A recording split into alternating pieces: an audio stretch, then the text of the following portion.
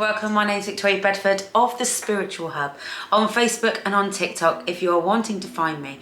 I'm a spiritual reader, tarot reader and spiritual teacher. In today's video I'm going to be talking to you about the wounded empath. How I found out I was a wounded empath. What is a wounded empath? And understanding how you can heal the wounded empath within you. If you don't like or follow me or subscribe to me, then please do. It truly helps my channel.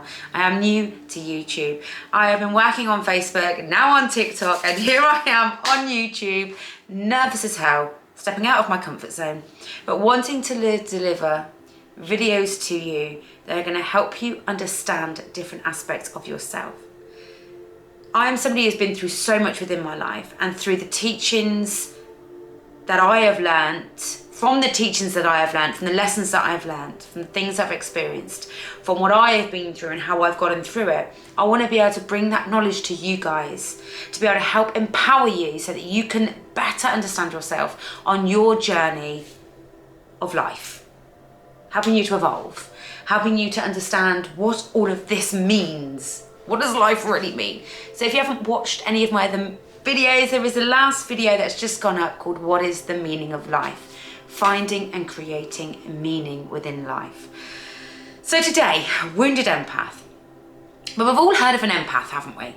We've all heard of an empath who, when they go into a room, they will feel everything. So how I describe an empath is how I used to experience being an empath and how I still experience even now being an empath. I can feel the emotions of people without them even saying anything. I can stand next to them and feel the heaviness of them. I can feel the experiences that they've been through. I can, and we can as empaths, feel an energy in a room. Feel somebody's things that I've experienced.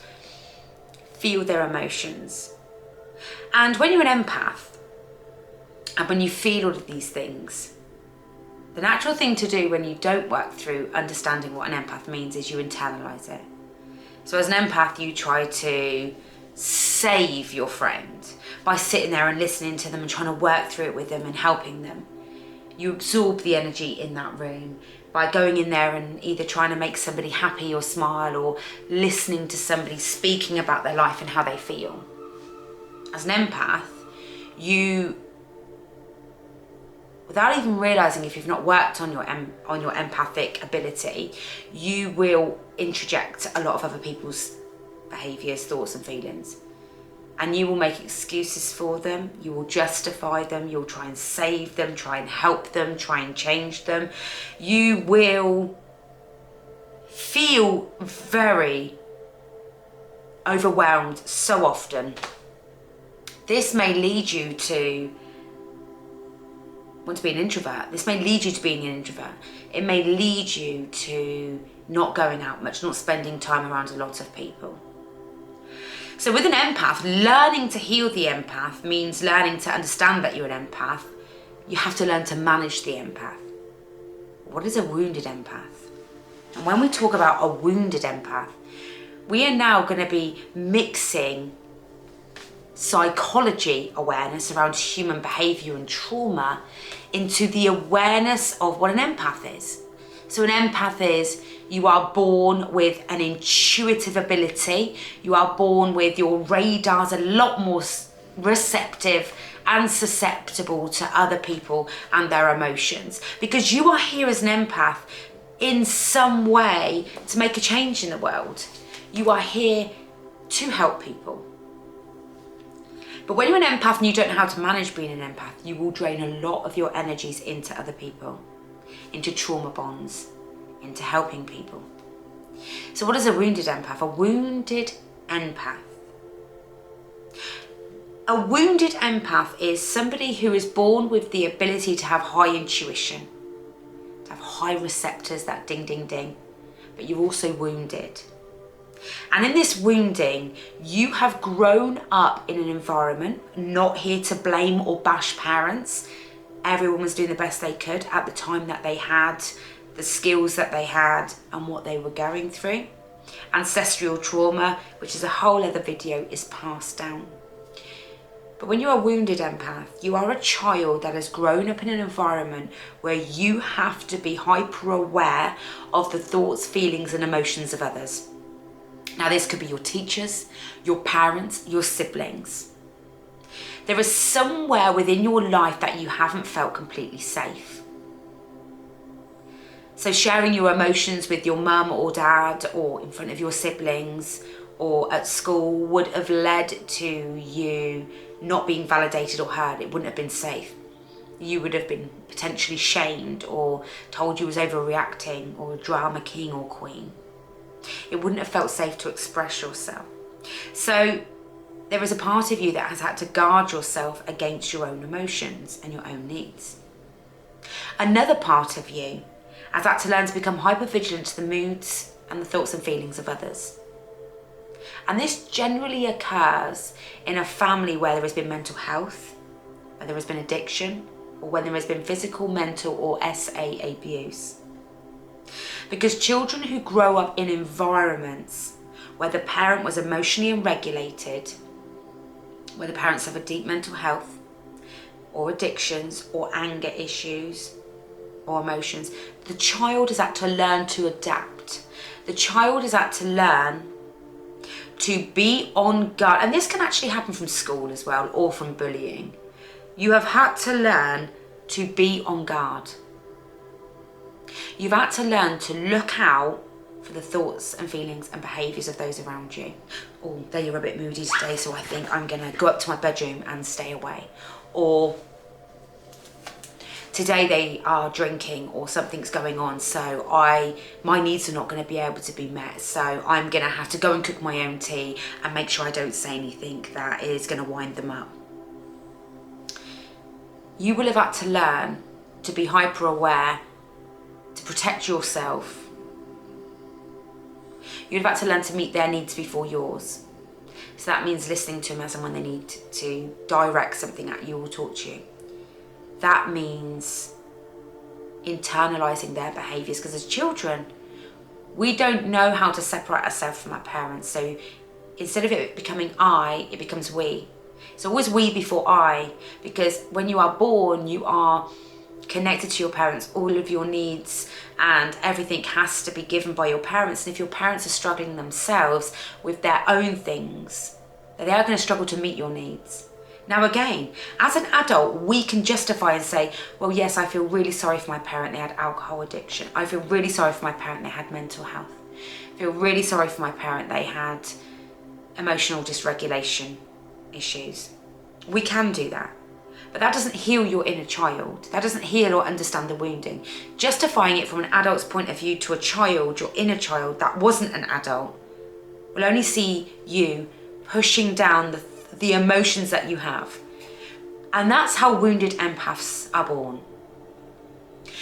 You will, because you've had to in childhood be hyper aware to those around you, because you've had to choose your behaviours based on how others are displaying their behaviours, you will as an empath do this in adulthood, but on a greater scale.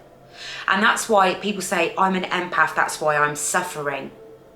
No, empaths don't have to suffer, because when you're an empath, you can learn that yes, you can feel the feelings of others, you can understand and support and be aware of the feelings of others, but you can learn to disconnect from what is yours and what is theirs. You can learn to teach yourself that you can't save everybody. You can learn that not everything is about you. So if somebody's moody, if they don't tell you, then it's not about you. And if they don't tell you, then how can you do anything anyway?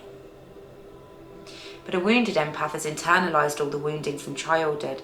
So when they come across somebody that's moody, the first inkling will be, well, have I done something wrong? What have I done? And then you'll feel all of their feelings and you'll go away feeling really sad and lonely, but also feeling less than, feeling shame, feeling as if it's something to do with you. If somebody doesn't inbox you back or text you back or stick to plans, a wounded empath will internalise that as there is something inherently wrong with me. The shame will come up. I've done something wrong. I'm not likeable. I'm not worthy. Because as a child, when your needs weren't met, you, without even realise, would have internalised there's something wrong with me. And this is not a conscious internalization. You wouldn't have sat there as a child and said, I'm not good enough, I'm not worthy. This is unconsciously how our psyche happens and our emotions sit within us. I'm so sorry, my hair is hurting. So a wounded empath in adulthood doesn't just have the empath ability of feeling, they internalize everything. And people are getting this mixed up because people are saying, well, I'm an empath, that's why I'm like I am. No, there's a part of you that can heal that. Just because you're an empath doesn't mean you have to spend your whole life feeling and internalizing everything that everybody else has around you.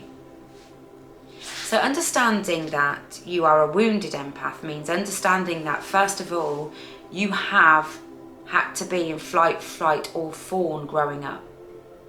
Understanding that, yes, I did have to look out for how mum was that day. I did have to try and support their needs before my own. I did have to put my needs to one side or not even know what my needs were. Because in an adulthood with a wounded empath, you can realise that this is what you're doing. You're putting other people's needs before your own. You're internalising their feelings, their emotions as yours. And when you want to start healing that, when you feel the emotions of another, you can imprint within yourself by reaffirming to yourself that this is about them, not me.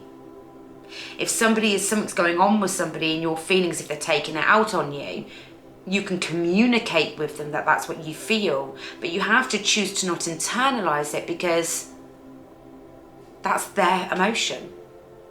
And by you internalizing it, it's not going to heal their emotion, you're just internalizing it. Even if a partner is angry and you become angry because they're angry, that anger doesn't heal within them, it just means you become angry also. So what happens is your emotions will always be dictated to by the emotions of others. How your friend's feeling that day, how your son or daughter's feeling, how your sister's acting, how your partner's acting, how your mum's acting. Because you've always had to learn to internalise it to try and make sense of it as a child. Healing your wounded empath, healing that wounded side is consistently, in the beginning, connecting to your emotions when you think something is about you. They've not bothered me because they don't want to. Or are they busy? And actually, yeah, they contact me majority of the time, so maybe they're busy. No, they don't contact me ever. They always do this to me. Maybe I'm finding it a little bit disrespectful. So therefore, I've either got to do something about it by telling them, or I've got to pull away. See, when you go through that level of reflection, you come to a conclusion. If you just go, oh, sod them, or it's, you know, they're always doing this, you're not processing a feeling or emotion. So therefore, you're not dispelling any feeling or emotion within you. You are just sitting on it, and then you'll push it to one side, forget about it, and then it'll happen all over again the next time. The next time somebody ignores you. You have to sit with these feelings. When you have to always remember that unless somebody tells you something is about you, you can't do nothing about it. Even if you know hands down that what they think or feel or how they're behaving is about you, it really isn't about you, because if somebody was healthy enough, they'd be able to tell you. If they don't tell you, there's nothing you can do. Even if you've upset them in some way, if they can't tell you you've upset them, there's nothing you can do. So internalising it will never change the situation. It just means you internalise it. Recognising you're a wounded empath can help you understand that you can change it. You can understand your wounding. You can understand that you are so hyper aware because that's what you've been taught. And quite often, hearing that information is kind of like the penny dropping moment.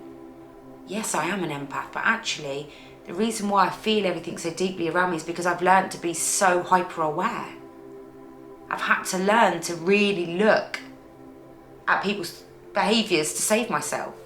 I've had to really learn to study facial expressions so I know how to keep myself safe. Because growing up, if I looked at my dad and my dad had an angry look on his face, I as sure as hell knew I wasn't going to be able to talk to him about anything that was bothering me. I sure as hell knew that I couldn't have a laugh with him that day. I knew you keep yourself scarce, you do exactly what you need to do, and you get on with it and you hide, get out of his way. So when we look at it like that, in adulthood, I'm there going to study people's facial expressions. What do I'm going to learn to change my behaviour based on the expressions of others, based on their body actions, based on their emotions, because that's what I've learned to read. But in adulthood, we don't need to keep ourselves safe from people in the sense that we have no control over how they treat us. In childhood, we have no control. We have to learn that coping mechanism of keeping ourselves safe by studying them. Facial, body language, behaviour. Those are the three things we've had to learn to keep ourselves safe from, because children can't have boundaries with parents. In the home that I grew up in especially, I wasn't allowed boundaries. My parents were authoritarian, codependent, whatever. So having boundaries was a no-no. So having that behaviour in adulthood where I need to study everyone's behaviour and facial expression and emotion. I don't need to know anymore, do I? Because actually I'm the one that's in control now. Now as an adult, I can realise that I actually have more control. And the control really lies with myself. How am I going to face it? How am I going to deal with it?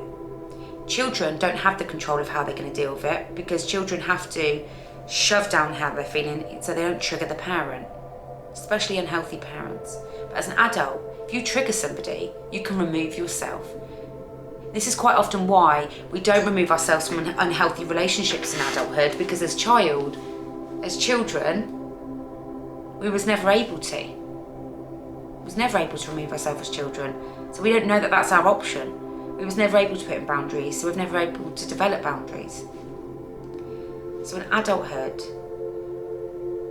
when somebody is displaying behaviours or emotions and you're feeling it, you have to go, how am I going to protect myself that's healthy? I'm going to either talk to them about it and say, I feel you're really moody right now and it's impacting me.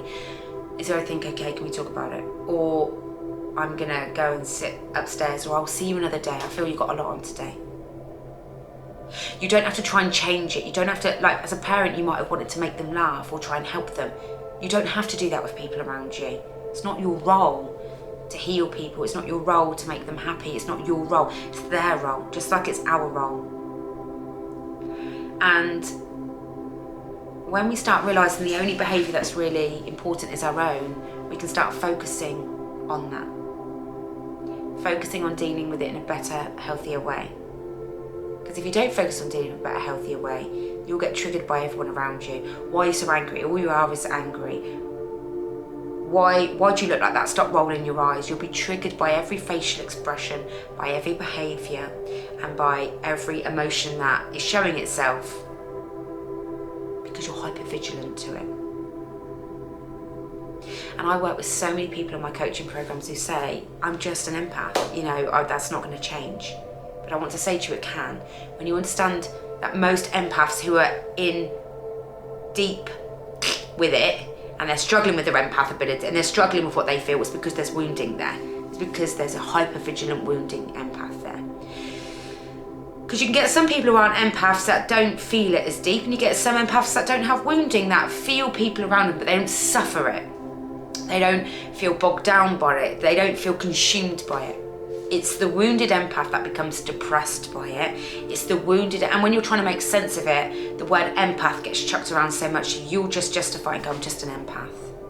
No, you're both. You're somebody who has high intuition. You can feel the vibrations of others, but there is also an aspect of you that has had to become hyper aware. There's an aspect of you that has had to be trained to become aware. And again, when you start to heal that, you can start to just understand your empathy and not internalize it. And that means you can empathize with somebody without having to sympathize or take it on. Quite often when we have a friend, like I'll give you an example, when we have a friend who's going through something, when we're a wounded empath, we all feel like we've got to ring them every day, we've got to always be there for them, take them to all these appointments. But then that takes over your life. That means that, and if they don't get back to you or thank you for it, you'll think, oh, they used me or they took the piss. The real reason was the wounded empath, and you felt it so much that you tried to change it for them or help them. and when you didn't get the respect that we do deserve as humans back, or the love and appreciation, it makes you feel even more worthless, and the shame cycle continues. You'll feel shame and not good enough, and then you'll help more, and you'll interject more, and you'll want to help more. My eyelash is really annoying me. I want to say to you guys, pop some comments underneath, because I've had to work extensively on understanding the wounded empath, because I was such a wounded empath. I just believed for so many years I was an empath, that I just felt everything. And then when I started to heal my traumas, heal my wounds, I realised, God, of course there's such thing as a wounded empath, because I'm so hypervigilant to everyone. I'm so triggered by everyone, by rolling of the eyes, by emotions, by feeling this, by feeling that. And then when I started to heal it, I was really able to feel things of people without, taking it on as my own. So do pop some comments do pop some questions in the comment section underneath, and anything I can answer or help you with, please just ask away. So I do have a Facebook page, and I am on TikTok. I'm under Facebook and TikTok, The Spiritual Hub. I do spiritual tarot readings, work with psychology and intuition and connection to my psychic ability. So that's working with the inner child, shadow work. I bring you readings to really help you understand who you are, what needs healing, what's holding you back, what lessons have you got to learn, soul lessons. We really delve into how can we empower you to heal through what you're going through. And that could be love relationship, your connection is struggling, or you're jealous. There's always healing. So through my tarot, I work to help heal and empower people with knowledge. There is a second tarot channel that's being created. I haven't quite created a name for that, but I can't bring tarot to this channel because we already have meditations on this channel, and I don't want to overrun this channel. So do go follow me if you don't already follow me on here and on there. And I do run coaching programs called the Awakening the Call of Your Soul, where we go through 6 modules leading you to an awakening and a deeper understanding of yourself, your wounds, and how to navigate life to find peace, less suffering, and just be the who you are meant to be here. Thank you for watching, and I shall see you on my future lives.